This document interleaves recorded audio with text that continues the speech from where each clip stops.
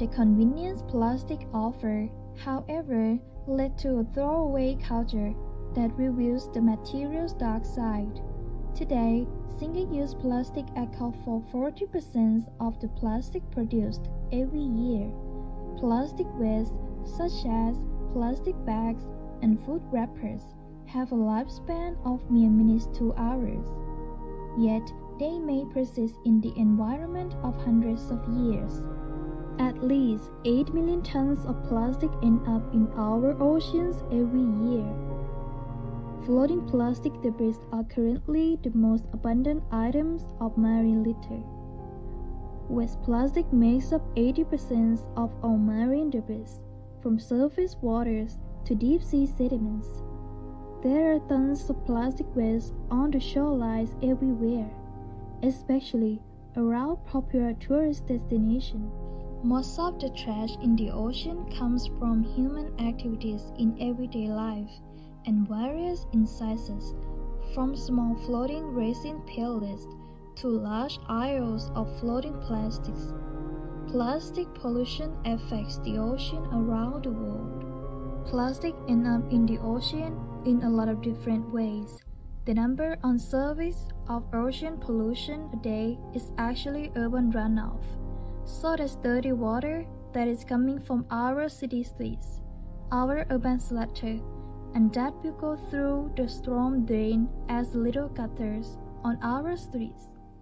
Those will meet up with pipes and channels, sometimes with creeks and rivers.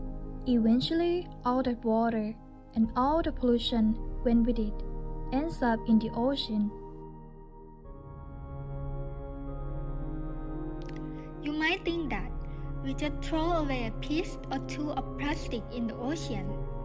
It's not a big deal, but if everyone does it, it leads to accumulations of them.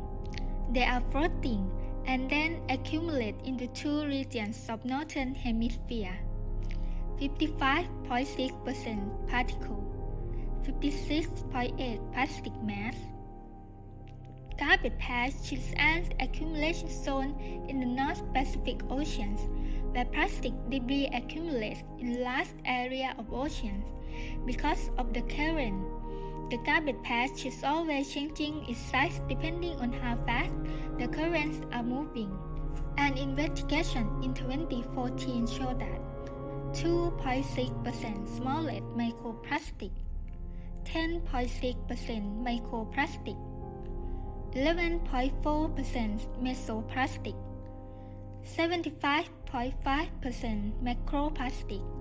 Total weight is 268,940 tons. Also, plastic pollution directly impacts marine creatures, smallest to biggest size of marine creatures, zooplankton, marine reptiles, seabirds, cetaceans. Ingesting marine creature plastic tags has severely damaged their internal organs because in those plastic tags there is a loss of chemical residue. Also, its digestive system is unable to digest plastic. As a result, the mortality rate of marine animals has increased. Moreover, some of the trash is sinking to the bottom of the oceans and diffusing to the land. Although we use the plastic product just once, the final destination of that plastic will go to the oceans and end up with ultra plastic trash, and the ocean will become the biggest bin in the universe. It works, right? Preventing the generations of disposable products as much as possible reduces the amount of money needed for controlling and managing trash and litter. Prevention is both cost-effective and better for the environment.